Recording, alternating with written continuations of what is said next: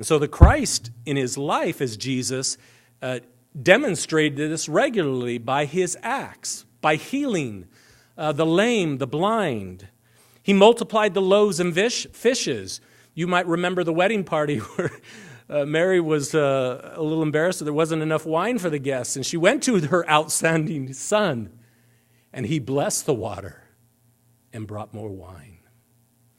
There is no limit when our anchor or our trust, our faith, is posited squarely in God. Now, Christ was preparing for his lordship at that time. So we have this journey to get to that place. But I think he is really teaching us that he lived from a higher level of understanding that we are striving yet to know. He went to that power that flows from the living waters of the source of all through him. And in that, every need was given to God to answer. Now, again, going back to that level of Christ, right? So we are on our way to be in that likeness ourselves. We will get there someday into that mastery and so on. But in the meantime, we have to understand that we have to go through various stages of our understanding of stewardship and refinement to change our outlook on what it is to be a partner with God. Because nothing is intended to limit us. And God sees us abundant. God wants that for all of us. When we know the source of goodness, we can feel that ourselves. Well, in wisdom class this past week, we were working on these different levels of consciousness. And boy, have I been tested.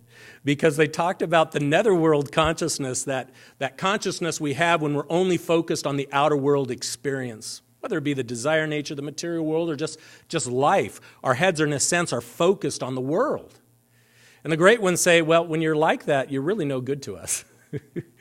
Because they can't get through. There's no attentiveness, no opportunity for them to reach our attention.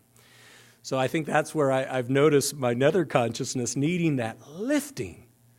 And they talk about it being the primal and summa consciousness, but it's really about moving up to our soul consciousness in simplified terms. So the netherworld consciousness, focused on these outer, isn't awakened.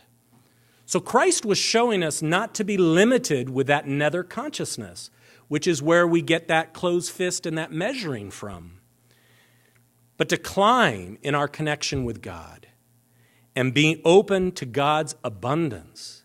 I mean, open to God's abundance.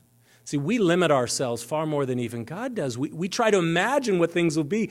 We can't, oftentimes when things work out, you have to think of those moments when God works something out for us. It's usually, for me, so far beyond my imagination, I never even thought of that outcome. So we have to give that to God's plan of abundance. And it's not always the same formula of like our finances and flow. It can be a life of less stress. It can be a life of greater fellowship. Abundance has a different formula according to God's plan.